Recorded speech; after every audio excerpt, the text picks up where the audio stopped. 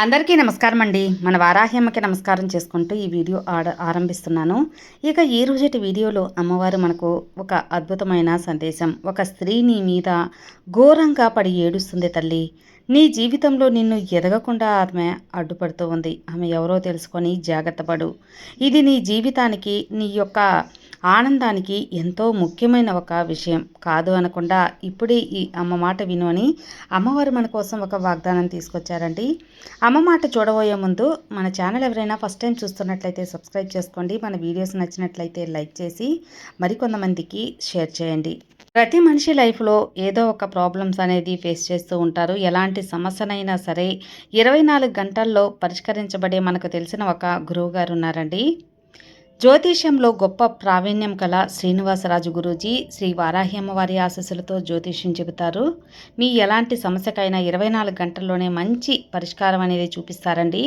గురువుగారు చాలా నమ్మకమైన గురువుగారు. నంబర్ 1 వశీకరణ స్పెషలిస్ట్. అందువల్లే స్త్రీ పురుషుల వశీకరణ కూడా చేస్తారు. ఎటువంటి సమస్యలైనా సరే ఇట్టే పరిష్కరిస్తారండి. మీరు చేయవలసిందల్లా మీరు ఉన్న చోట నుంచే గురూజీకి స్క్రీన్ మీద కనిపిస్తున్న నంబర్కి ఒక్కసారి కాల్ చేసి మీ ప్రాబ్లం చెప్పారంటే ఆ ప్రాబ్లం తీరిపోయినట్టే ఫ్రెండ్స్. ప్రేమ, పెళ్ళి, విద్య, ఉద్యోగం, భార్యాభర్తల మధ్య గొడవలు, సంతాన సమస్యలు, రాజకీయ సమస్యలు, విదేశీ ప్రయాణం ఆలస్యం అవుతుంది, రియల్ ఎస్టేట్ ప్రాబ్లమ్స్, చెడు అనేది మమ్మల్ని ఆవహించింది, ఏదైనా సరే నరదృష్టి వల్ల మాకు ఏది కలిసి రావటం లేదు, వాస్తు దోషాల వల్ల మాకు ఏది కలిసి రావటం లేదు, ప్రశాంతత లేదు, అలాగే ధనం నిలకడగా లేదు అనుకున్నా సరే జాతకం దోషాలు ఉన్నాయి, అందువల్ల మా పిల్లలకి పెళ్ళిళ్ళు ఆలస్యం అవుతున్నాయి, ఇలా ఎలాంటి ప్రాబ్లం అయినా సరే గురువుగారు మంచి పరిష్కారం అనేది చూపిస్తారండి. ఇక నమ్మకంతో మీరు స్క్రీన్ మీద కనిపిస్తున్న నంబర్కి 96630644కి కాల్ చేసి మీ ప్రాబ్లమ్స్ అయితే సాల్వ్ చేసుకోండి. నేను చెప్పించుకొని గురువుగారి మీద నాకు నమ్మకం కుదిరి నా ప్రాబ్లం తీరింది అన్న తర్వాతే మీ వరకు తెలియజేస్తున్నా ఫ్రెండ్స్. సో ఒకసారి స్క్రీన్ మీద కనిపిస్తున్న నంబర్కి కాల్ చేయండి. మీ ప్రాబ్లమ్స్ అన్నీ కూడా సాల్వ్ చేసుకోండి. ఇక అమ్మవారి మాట మనం చూడబోయేది ఏంటి అంటే అమ్మవారు ఏం చెప్తున్నారంటే, నీ మీద ఒక స్త్రీ పడి ఏడుస్తుంది తల్లి. నిన్ను ఎక్కువ ఏడిపించి బాధ పెట్టాలని చూస్తుంది. ఆ మనిషి ఎవరు, ఆ స్త్రీ ఎవరు, తామెను నిన్ను ఎలా నువ్వు కాపాడుకోవాలి అని ఇప్పుడే తెలుసుకో. జాగ్రత్త పడు. ఖచ్చితంగా రెట్టింపు నువ్వు అవస్థపడాల్సి ఉంటుంది అలక్ష్యం చేసావంటే. కాబట్టి అవన్నీ పక్కన పెట్టేసి నీవు ఈ ఆడమనిషిని ఎవరు అనేది తెలుసుకునే ప్రయత్నం చెయ్యి. ఈరోజు ఈ వారాహ్యమని నమ్మి ఈ సందేశం వింటున్నావు కదా, అయితే నీవు ఆ ఆడమనిషి ఎవరు అనేది పూర్తిగా నీకు అర్థమవుతుంది బిడ్డ.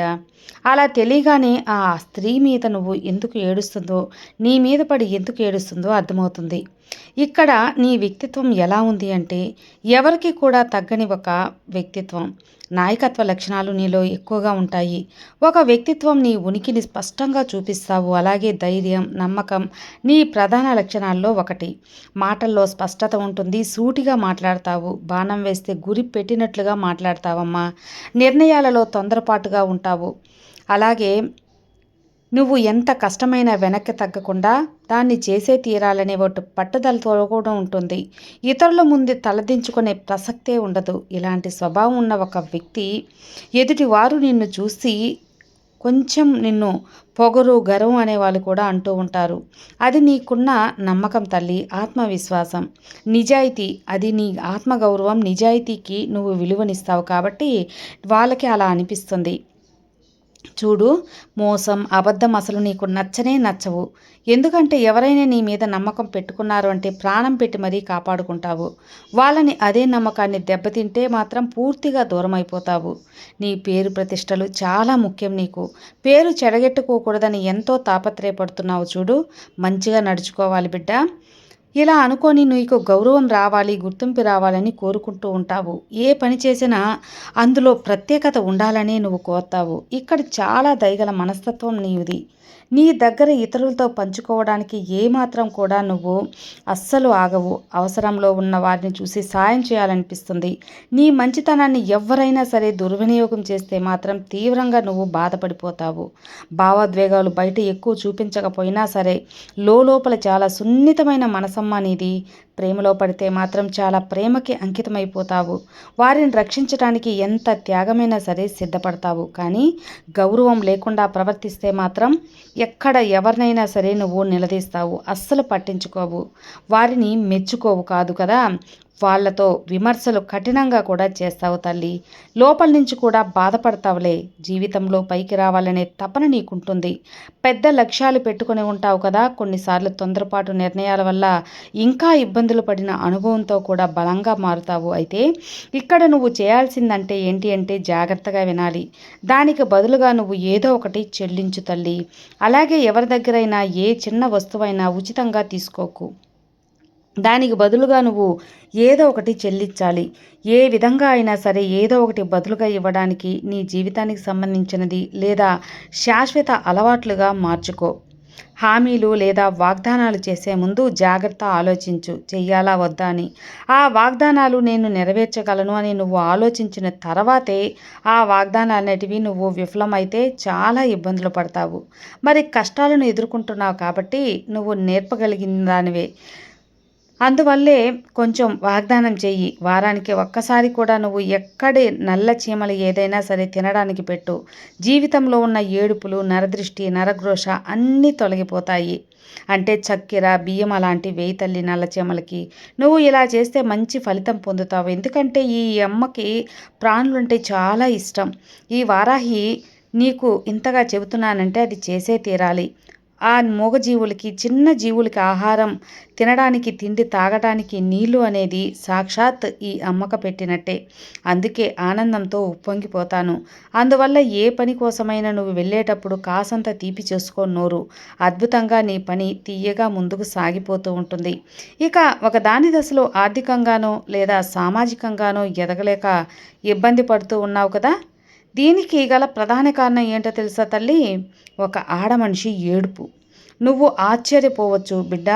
ఎందుకంటే నీ స్వభావాన్ని గమనిస్తే నువ్వు చాలా దయార్థమైన హృదయం గలదానివి. ఎందుకంటే ఎదురువారికి సాయం చేసే దాంట్లో ముందుంటావు. కానీ నువ్వు చేసే ప్రతి పెద్ద పొరపాటుతో ఏంటో తెలుసా?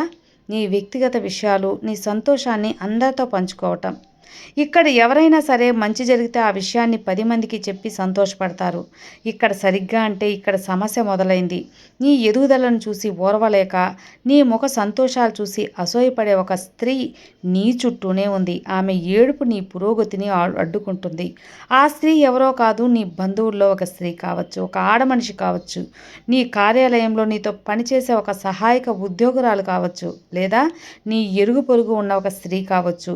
ముఖ్యంగా ఇక్కడ నీపై ఏడ్చే ఆ ఆడమనిషి మానసిక స్థితి అర్థం చేసుకోవాలి. ఎందుకంటే గనుక నువ్వు చాలా అవసరం కూడా.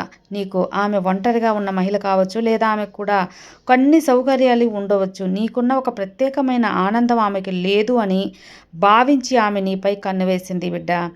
నువ్వు నీ కుటుంబంతో కలిసి సంతోషంగా గడుపుతూ ఉన్నా, నువ్వు ఒక కొత్త దూరానికి కొత్త వస్తువు తీసుకున్నా, వాహనాన్ని కొనుగోలు చేసినా, లేదా నీ పిల్లల చదువుల్లో రాణిస్తూ ఉన్న ఆమెలో తెలియని ఒక అసూయ, ఈర్ష్య మొదలవుతుంది.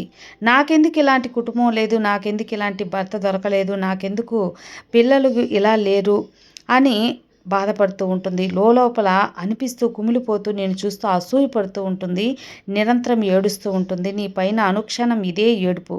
అనుక్షణం తన కుటుంబాన్ని గడిపించి గురించి పట్టించుకోవడం మానేసి నిన్ను, నీ కుటుంబాన్ని గమనిస్తూనే సరిపోతుంది. మీరు సంతోషంగా ఉన్నా, ఎదుగుతూ ఉన్నా తట్టుకోలేక నాకు లేనిపోనివన్నీ కూడా వాళ్ళు అనుభవిస్తున్నారు అని కడుపు మంటతో, ఉక్రోషంతో రగిలిపోతుంది. ఏడుస్తూ కన్నీరు పెట్టుకుంటుంది. నీపై నిరంతరం ఏడుస్తూనే ఉంటుంది. కాబట్టి ఈ ఏడుపు లేదా దృష్టి దోషం చాలా శక్తివంతమైనది. అది నీ చుట్టూ ప్రతికూల వలయాన్ని ఏర్పాటు చేస్తుంది. దీనివల్ల నువ్వు ఎంత కష్టపడినా ఆశించిన ఫలితం రావడం లేదు. చేతికి వచ్చిన అవకాశాలు చేజారిపోతున్నాయి. కొత్త నగలు కొన్న వాటిని ప్రదర్శించుకో. ఒకవేళ ప్రదర్శించిన అవి దైవకృప వల్ల వచ్చాయి అని చెప్పు. అంతే తప్ప నీ గొప్పతనం వల్ల కాదు అని చెప్పు తల్లి. నీ విజయమే నిన్ను రక్షిస్తుంది, సంరక్షిస్తుంది. అయితే నీలో ఉన్న మరో ప్రధాన కారణం ఏంటో తెలుసా అమ్మా?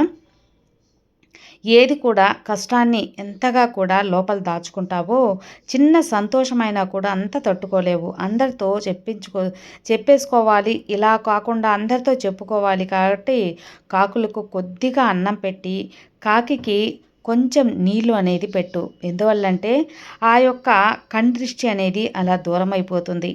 కాకికి ఆహారం పెట్టిన ఆ నరఘోష అనేది తప్పిపోతుంది తల్లి. కాబట్టి కొద్దిగా అన్నం పెట్టి ఆ కాకికి నువ్వు అన్నం పెట్టడం వల్ల శని భగవానుడు శాంతిస్తాడు. ప్రత్యుదోషాలు అనేది పితృదోషాలు నీ స్థాయి నుండి పశుపక్షాదులకు ఆహారం పెడితే ఎంతో సంతోషిస్తాడు. నీ యొక్క అమ్మ అనుగ్రహం ఉంటే చాలు కదా నీకు. నువ్వు చురుగ్గా ఉంటావు. నీ పని పట్ల నువ్వు చాలా చురుగ్గా ఉంటావు. ఈ మధ్య నువ్వు చాలా ఒద్దిగ్గా ఉన్నావు చూడు. ప్రతి పనిని వాయిదా వేసుకుంటున్నావు.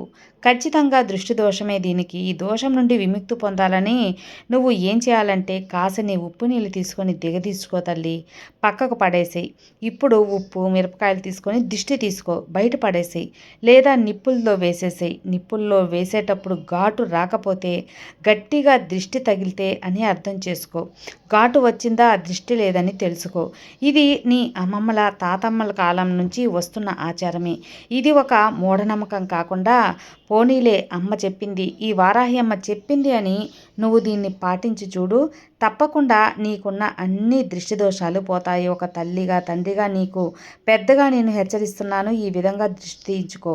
ఇలా చేయడం వల్ల నీ మీద ఉన్నటువంటి చెడు ఏడుపులన్నీ కూడా పటాపంచలైపోతాయి. ఇక్కడ ఆ స్త్రీ ఎవరు అనేది 4 రోజుల్లో గమనించు తల్లి. నువ్వు బాగా గమనిస్తే నీకే తెలిసిపోతుంది. నీకు ఎంతోమంది మాట్లాడుతూ ఉంటారు. ఎవరు దీని గురించి చెడు ప్రచారం అనేది చేస్తున్నారో, ఎవరు నీతో ఉండేటప్పుడు మనసు తృప్తిగా మాట్లాడుతున్నారో, లేదా నువ్వు ఉన్నావా లేదా అన్నది బయటపడేసి ఆ యొక్క ఒకటే మాట్లాడుతూ ఉన్నారు కదా. నీతో సంతోషాన్ని పంచుకునేటప్పుడు సంతోషంగా ఉన్నారా, లోపల ఒకటి బయటకు ఒకటి మాట్లాడుతున్నారా అని గమనించు. నీకే అన్నీ కూడా అర్థమైపోతాయమ్మా. ఆ స్త్రీ ఎవరు అని నీతోనే ఉండాలి అనిపిస్తుంది. నీకున్న ప్రత్యేక లక్షణాన్ని చూసి నువ్వు ఏ వస్తువు కొన్నా, ఏం తిన్నా, ఎక్కడికి వెళ్ళినా ప్రతి దాహాన్ని చూసి ఈర్ష్యపడటం, కళ్ళల్లో నిప్పులు పోసుకోవటం, ఏడవటం అవుతుంది. కాబట్టి జాగ్రత్తగా ఈ నియమాలు పాటించు. ప్రతిరోజు నువ్వు ఈ అమ్మని నమస్కరిస్తున్నావు కదా, ఈ వారాహి నామాన్ని నువ్వు ఎప్పుడైతే స్మరిస్తావో ఆ దృష్టి దోషం కొద్దిగా ఒకరి ఏడుపులు కూడా నీ దగ్గరకు కూడా రానివ్వను. ఎందువల్లంటే ఈ శక్తి స్వరూపిణి వారాహి అయిన నేను నా బిడ్డల్ని, నా భక్తుల్ని ఎల్లవేళలా కాపాడుకుంటాను. ఇక నిశ్చింతగా ఉండు. నీకు అంతా మంచే జరుగుతుంది. ఈ అమ్మ నీకు అండగా ఉండగా, రక్షణ కవచంలా ఉండగా నీకు దిగులెందుకు చెప్పు. ఈ అమ్మ చెప్పిన ఆ యొక్క పరిహారాలు కూడా చేసుకుంటావు కదల్లి తల్లి. నువ్వు ఉప్పుతో దృష్టి తీయించుకో. అలాగే ఉప్పు, మిరపకాయలు, ఆవాలతో కూడా దృష్టి తీయించుకో. అలాగే కాకికి కొంచెం అన్నమైనా పెట్టు. అన్నం ఒక గ్లాసులో నీళ్ళు అనేది పెడితే ఆ పితృదోషాలు ఉన్నా తొలగుతాయి. పితృదేవతలు కూడా సంతృప్తి చెంది నీకు అన్నీ సానుకూలంగా మారుస్తారమ్మా. అలాగే బయటికి ఏదైనా శుభకార్యం చేసేటప్పుడు, లేదా ఒక మంచి పని నువ్వు తలపెడుతున్నావు, అది సక్సెస్ కావాలి అన్నప్పుడు ఎక్కడైనా నల్ల చీమలు చూసి కొద్దిగా చక్కెర లేదా బియ్యం అనేది వేసి వెళ్ళు. ఎందుకంటే అవి తీపి చేసుకొని నీకు శుభం కలగాలని ఆశీర్వదిస్తాయి తల్లి. ఈ విధంగా చేస్తావు కదూ. నీ వారాహి తల్లి చెప్పింది అలాగే పాటించు. నీకు అంతా మంచే జరుగుతుంది. సర్వే జనా సుఖినో భవంతు. జై వారాహి.